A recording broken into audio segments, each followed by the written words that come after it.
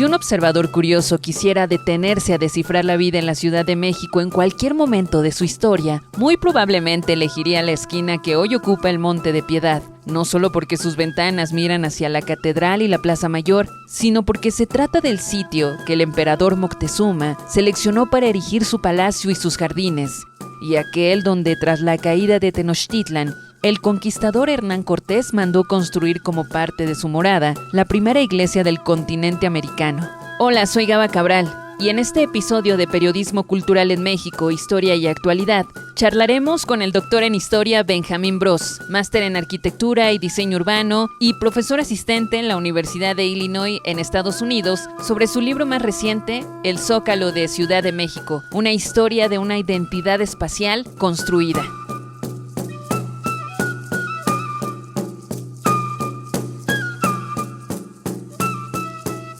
Con el gusto de ampliar la conversación sobre uno de los sitios más relevantes de México. Benjamín, ¿cómo estás? Qué gusto saludarte. Estoy muy bien, gracias. Y gracias por invitarme a estar contigo, Gaba, y muy agradecido realmente. Bendecido, con salud, con proyectos de vida andando, y feliz de estar aquí contigo hoy. Nosotros emocionados, Benjamín, porque vamos a ampliar de cómo las nuevas generaciones se identifican o están viendo este sitio tan relevante del país en la capital, en el centro, en la Ciudad de México, y profundizar también sobre tu libro El Zócalo de Ciudad de México, una historia de una identidad espacial construida. Obviamente nos vas a subir a la máquina del tiempo para empezar a echar a volar nuestra imaginación, a reconstruir el Zócalo a partir de la imagen que tenemos en este siglo XXI. Es una excelente pregunta. Lo bello del Zócalo es que es un espejo proactivo. Entonces, cuando uno se empieza a dar cuenta de realmente cómo interactúa, cómo participa en los espacios, tanto los privados como una casa o un departamento, y más aún en los espacios públicos, y cómo estos se generan y cómo te permiten comportarse, te das cuenta cuando uno realmente empieza a tener esa sensibilidad de lo mucho que afecta la manera de ver el mundo, ¿no? Es una conversación realmente implícita que uno está teniendo como percepción cognitiva sobre el espacio, y nos afecta. Nos afecta en los sentidos más positivos, ver cosas hermosas, ver cosas relevantes que nos gustan, así como las cosas que no nos gustan ver, y entonces nos informa de nuestra manera de percibir el espacio alrededor de nosotros. Y cuando yo empecé a hacer el doctorado, yo estaba muy, y sigo estando muy interesado en entender cómo lo que llama Henri Lefebvre se da la producción del espacio. No solo es el derecho a la ciudad, sino cómo uno produce espacio. Y espacio es tan teórico como uno se puede imaginar. Es el concepto a priori de Kant, de esta idea. Si yo te digo un cuarto con 3 sillas y una mesa de madera, automáticamente ya te imaginaste ese espacio. Está dentro de tu percepción espacial interna, y generaste una imagen tuya, pero es un espacio que existe. No en lo físico, pero en lo intelectual. Así como realmente el espacio físico que uno atraviesa. Eso es lo que Henri Lefebvre habla, de lo que comenta que es la producción espacial. Tanto la filosófica como la física. Y la realidad es que ambas informan una a la otra, ¿no? La van guiando.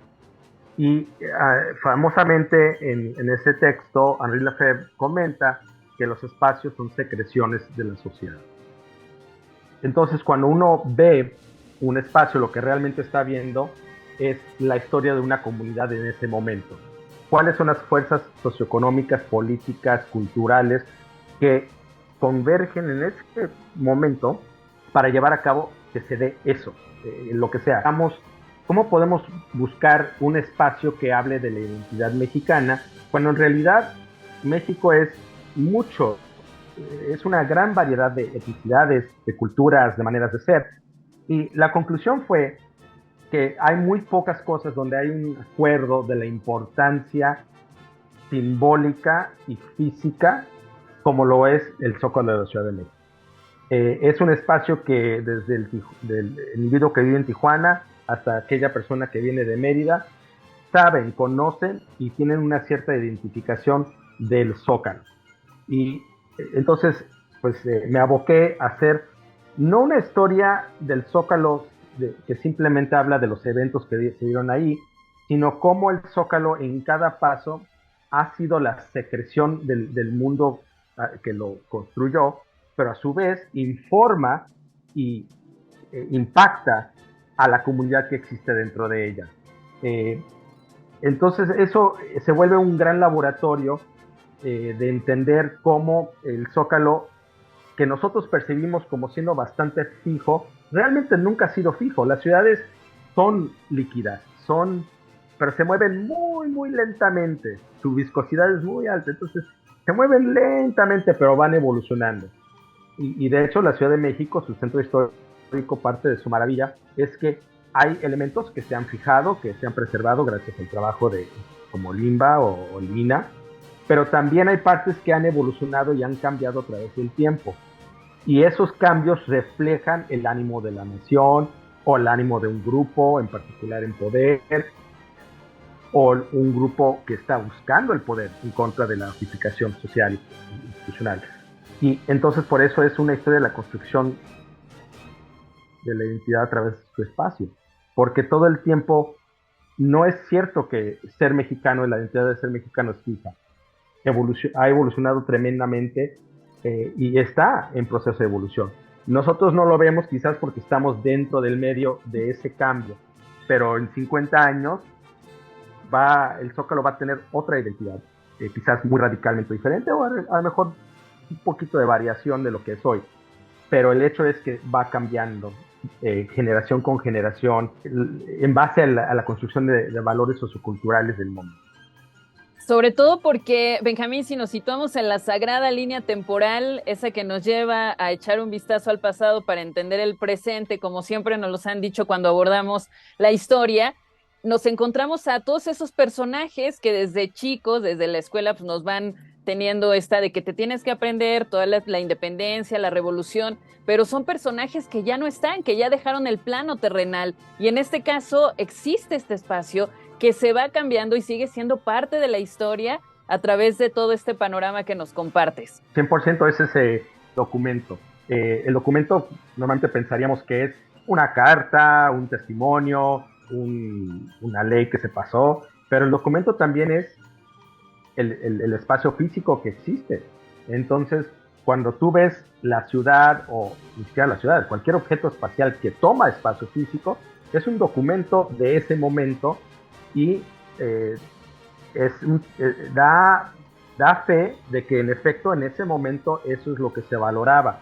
Entonces ver la arquitectura, cuando la ves así, entiendes de repente, híjole, ya entiendo la influencia que tuvo este movimiento estético sobre este momento en México, o cómo fue llevar la contrariedad contra esa imposición estética, o es para mí muy interesante caminar por una ciudad y ver cuándo hubo una crisis económica, porque se ve que quizás los acabados son más sencillos por ese periodo de construcción, porque la gente no tiene tanto dinero, de por sí nunca tenemos dinero, pero en ese momento en particular había más escasez de recursos, pues a lo mejor no tenía X cantidad de detalles que normalmente se usaba en la arquitectura del momento. Entonces ves, mira, cómo se simplificó la fachada de ese edificio, y ves, es que se construyó justamente durante esta crisis económica y se ve reflejado en que es más escueto el acabado, etcétera, ¿no? Entonces, sí, el documento es un edificio, una plaza, una calle, una acera, son documentos tan válidos como un testimonio o cualquier documento como tradicionalmente lo pensamos. Estamos hablando de no solo el siglo XIX o el siglo XX, sino lo que ha sido ahí, lo que ha estado ahí, que ha desaparecido, como lo comentas, pero todavía nos vamos mucho más atrás en el tiempo. Es que para entender por qué el Zócalo está donde está, sí, tienes que irte, o lo que yo argumento es que tienes que irte hasta básicamente Teotihuacán. Teotihuacán siendo una palabra en sí, náhuatl, del lugar que los mismos mexica le dieron a Teotihuacán. Uno tiene que entender que la gran civilización, el punto alto de la vara social de Mesoamérica, en cierta manera se da con Teotihuacán, y de ahí en adelante Teotihuacán tiene su periodo de apogeo y luego un periodo realmente catastrófico con una guerra civil y se disemina y básicamente hay un tipo de diáspora que se genera con el gran éxodo de la gran Teotihuacán. Para darte una idea, sabemos hoy que Teotihuacán llegó a influir y hasta dominar Tikal. O sea, lo que es hoy Guatemala, hasta ese rango tenía Teotihuacán. Entonces, cae la gran Teotihuacán y empieza a haber movimientos de consolidación sociopolítica en las zonas aledañas al Valle de México. Entre ellas, años después, se forma a lo que es los toltecas. Y los toltecas son una gran tribu, o sea, una gran nación. Y para muchos grupos, el poder decir yo vengo de los toltecas era la manera de justificarse. Entonces, lo que tú ves en la formación de Tenochtitlán es realmente digamos, un constante reclamo de que yo soy parte de una tradición más antigua que la mía, ¿no? Y yo soy la iteración más reciente. Es un poco como cuando se fundó lo que es el Imperio Romano Oriental, lo que hoy llamamos bizantino. Ellos no se veían como bizantinos, simplemente se veían como una continuación del Imperio Romano. Nosotros como historiadores hemos dicho, es que es el Imperio bizantino, pero realmente desde su punto de vista, ellos son romanos. Y para los fundadores de Tenochtitlán, ellos se veían como una continuación de esa tradición y la reclamaban para darse esa autoridad. Y entonces las expresiones espaciales eran realmente iteraciones o reinvenciones del mismo lenguaje, el tablero, los espacios sagrados, los muros sacrificiales, los templos, la gran guerra civil entre Quetzalcóatl y Tezcatlipoca. Otra vez se están dando, es más, la gran pirámide de Tenochtitlán, pues justamente tenía aspectos de Tlaloc, lluvia, fertilidad, y Tezcatlipoca, Huitzilopochtli, o sea, guerra. Es decir, siempre ves tú esos conflictos que llevan ya muchas generaciones siendo parte de la mitología que construye la identidad de uno, ¿no? ¿Quién soy yo? Soy el resultado de todas estas cosas que yo incorporo en mi ser y luego yo mismo las engendro en lo que sigue, en mis espacios, en mis cosas. Bueno, cuando uno entiende que los mexicas en su punto casi más bajo quedaron exiliados junto al lago de Texcoco y siendo mercenarios dicen pues qué hacemos y les dan la oportunidad de habitar unas islas, en particular una isla dentro del lago. ¿Y por qué estaba deshabitada la isla? Porque era miserable vivir en esa isla, isleta más bien. Se inundaba periódicamente, era inestable. Pero bueno, era lo que les dijeron. ¿Quieres trabajar para mí como mercenario? Perfecto. ¿Quieres vivir acá? Te doy esta isleta y ahí ponte. Entonces, se genera ahí el foco, el axis mundi del mundo mexica, y a como se va consolidando la influencia y el poder de los mexicas, y van construyendo y van desarrollándose el foco, el axis mundi es el recinto sagrado. Y es justamente porque está ahí el recinto sagrado y se relaciona tan cercamente con Teotihuacán, ¿sí? El calendario mesoamericano solar y el lunar engendran la geometría de Teotihuacán y los mexicas voltean a ver a Teotihuacán como modelo, obviamente con influencias ya toltecas, que también a su vez vieron hacia atrás. Entonces realmente queda plasmada el ADN que viene desde Teotihuacán en la Ciudad de México. Es más, si uno ve en Google Earth, ve el giro de la retícula que es el centro histórico, te das cuenta que está sesgado y es exactamente prácticamente la mitad del sesgo angular que Teotihuacán, porque están usando el mismo calendario para poder calcular dónde se va a poner el sol, y es donde colocaron el gran templo de Tenochtitlán. Y está relacionado. Entonces, la mayoría de la gente transita por el centro histórico y nunca se percata que realmente están transitando por calles en el centro histórico que están relacionadas íntimamente con la Avenida de los Muertos en Teotihuacán. Es una reinterpretación que hicieron los mexicas. Y a su vez, cuando llegan los españoles, pues llegan a la capital del imperio, que es Tenochtitlán, y conquistan con la ayuda de otras naciones autóctonas de Mesoamérica a los mexicas, y Hernán Cortés ordena, a pesar de que se le advierte varias veces que no es buena idea desarrollar la capital en esa zona porque se inunda, él insiste de que se quede perfectamente bien establecido quién está en control.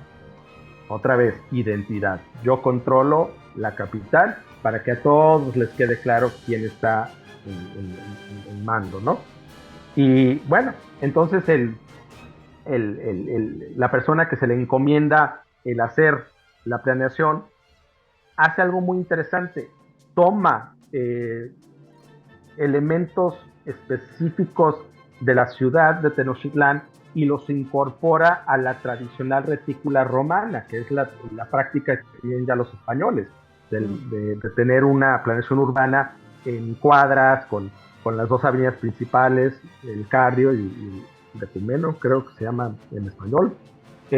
Y entonces es realmente increíble ver cómo una tradición europea, que a su vez viene de Roma, con la influencia, con su influencia de la arquitectura del Magreb, del norte de África, que a su vez tiene sus raíces en lo griego, ahora se fusiona con la tradición mesoamericana, y tenemos la Ciudad de México en su fundación. Es un cruce de estas dos tradiciones. Otra vez, es una identidad que se va forjando, se va construyendo, y obviamente empieza colocando la catedral. La catedral es la primera piedra angular de la fundación de la ciudad. ¿Y dónde está? Pues es que la parte de donde está la catedral ya sería el cruce de los 4 caminos cardenales que existían en Tenochtitlán. Y es la parte, la catedral estaba sobre los ejes cardenales mesoamericanos. Y entonces lo que era parte del recinto sagrado y lo que era el mercado público, el mercado del tiempo de Tenochtitlán, es donde se forma el Zócalo. O sea, tiene un poquito del recinto sagrado, y el mercado que se alimentaba con los canales es lo que es la gran mayoría del Zócalo hoy. Tiene un poco del recinto sagrado, pero la mayoría es lo que era el mercado.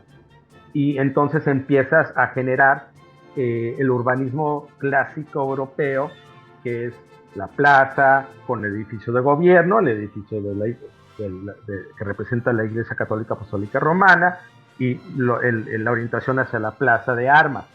Y ahí empezamos la historia, y a través de los siguientes siglos hay intervenciones adentro. Hoy vemos a un Zócalo y si no conoces la historia piensas que siempre ha sido una plaza con concreto para todos lados. La realidad es que no, ha pasado por varias iteraciones, incluyendo donde existía mercados que se juntaban. Había un mercado que era como digamos, más baratillo, más accesible, donde venían gentes de los pueblos autóctonos a vender sus productos agrícolas.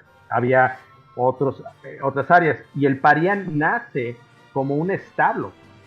De hecho, la palabra Parián, su origen viene de las Filipinas, porque es una influencia que viene del comercio que tiene España con las Filipinas, y entonces el Parián, que nace como un establo, rápidamente se vuelve un lugar para poner comercio, digamos, lo que llaman eso hoy tipo clase media, porque las arcadas era donde la gente con más dinero compraba, en las arcadas, lo que era que eran los portales, ¿no? En el lado poniente de la plaza.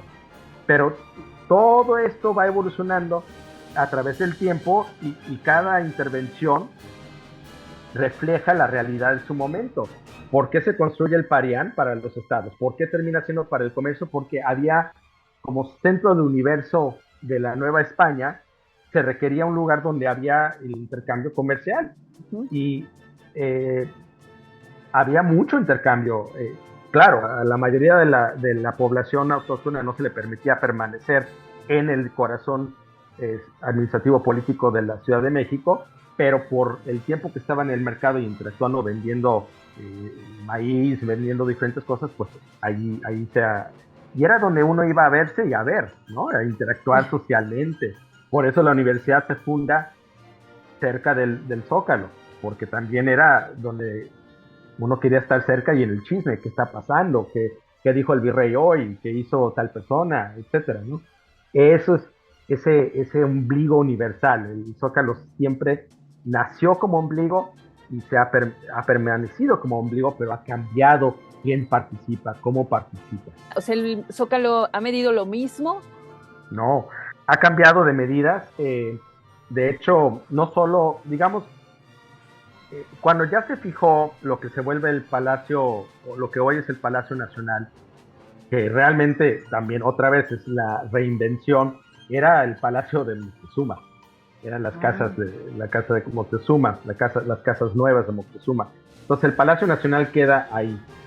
Cuando se establece los diferentes, la catedral, por ejemplo, la catedral ha variado. La catedral que tenemos hoy en la Ciudad de México, al norte del Zócalo, no es la primera catedral que se construyó. De hecho, la catedral anterior como que dejó mucho que desearse, pero toda la relación del atrio hacia el sur que da, hubo muchos conflictos aún en el virreinato, hubo muchos conflictos entre la autoridad política y la autoridad eclesiástica, cada quien empujando a ver hasta dónde llegaban y quién controlaba los espacios. Eventualmente, pues la autoridad política sobrellevó a la autoridad eclesiástica, tanto así que por eso el atrio está tan limitado de la catedral. Y luego, claro, se empezó a hundir y eso genera una diferenciación espacial muy clara, ¿no? Ya no estoy en el Zócalo porque tengo que bajar unos escalones para poder entrar a ese atrio, a ese espacio, esa antesala a la catedral. Pero sí, digamos que en términos generales el espacio del Zócalo se ha mantenido bastante similar, pero internamente las aceras, qué tan ancho ha sido la plancha del Zócalo ha cambiado. Y muy recientemente, en los últimos, creo que 5 o 6 años, aún hubo cambios ampliando todavía más. Hubo un momento donde la fe en los automóviles era tan grande y se consideraba tan ejemplar de una sociedad moderna que el Zócalo se modificó para recibir acceso vehicular. Hoy la modalidad es no, los carros no son la solución, no son sustentables, al revés, vamos a hacerlo orientado hacia el transporte público. Entonces, un cambio ahí. De nuevo, sí ha cambiado la fisionomía y morfología interna del Zócalo, y muy poco desde su establecimiento en el periodo virreinal, el espacio total, ¿no? Ha habido cambios aquí y allá, pero realmente ha sido interno de la plancha como tal. Creo que es extraordinariamente hermoso ver que sigue siendo el espacio, a mi gusto, más relevante de la República Mexicana en términos de expresión de las angustias, los anhelos, los sueños, todo lo que puede ser un país y su comunidad.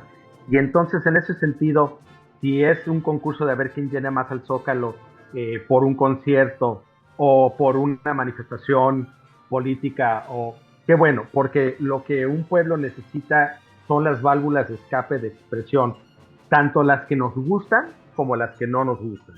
Porque una protesta o una manifestación no sirve de mucho si no te incomoda. Sí.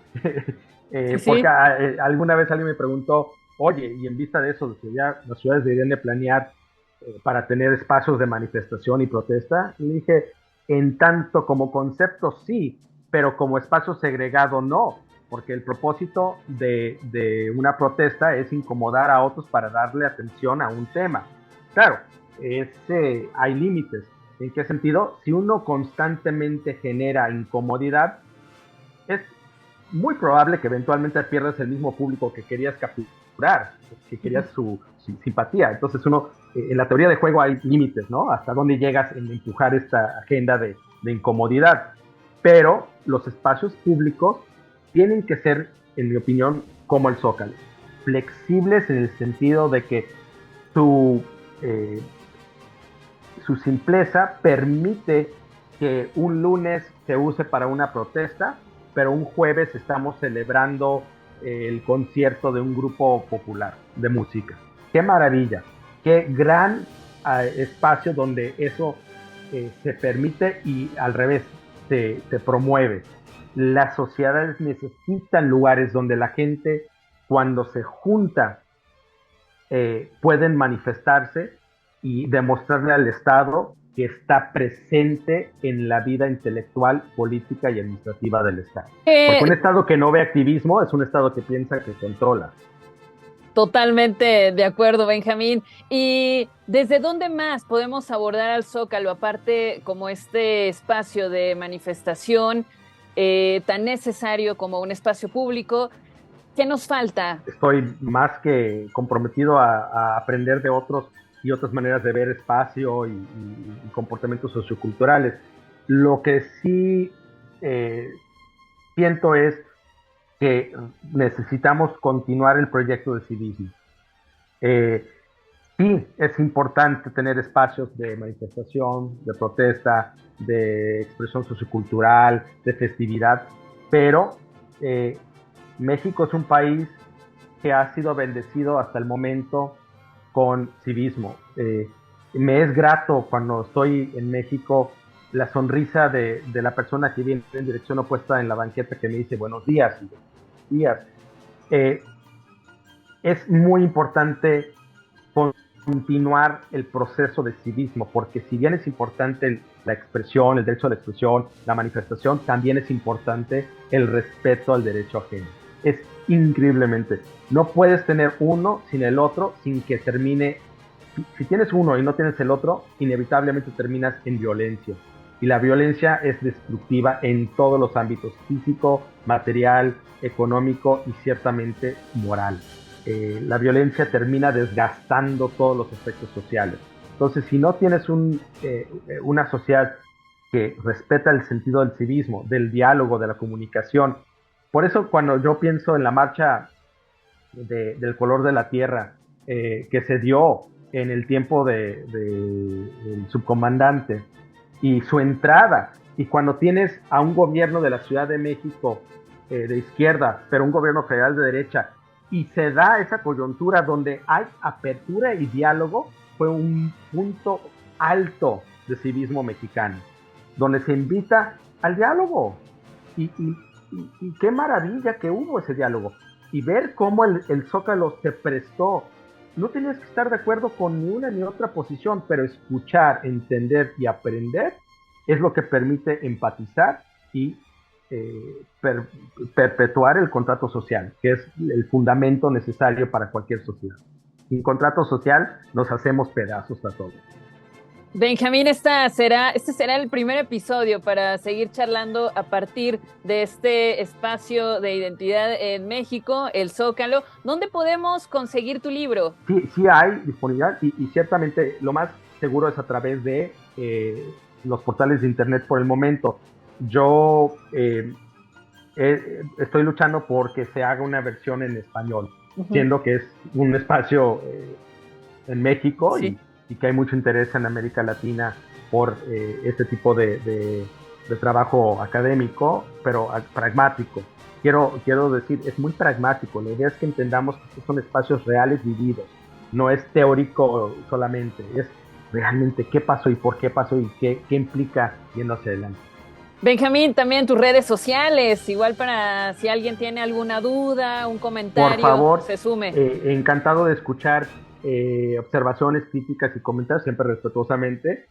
Ciertamente no soy el dueño de la verdad. He aprendido que si eres dueño de la verdad, los puros prediales sobre la propiedad son inmensamente caros. Entonces, yo muy abierto a mejorar y a pensar en diferentes maneras, pero si me pueden buscar en la Universidad de Illinois, mi correo es bbros@illinos.edu, Illinois. Y claro, me pueden también buscar a través de Urban Savant, que es mi cuenta de Instagram y de TikTok, donde hablo de la fenomenología y de la percepción del espacio. Siempre agradecido por estas oportunidades. México, te mando un gran abrazo y nos estaremos viendo próximamente.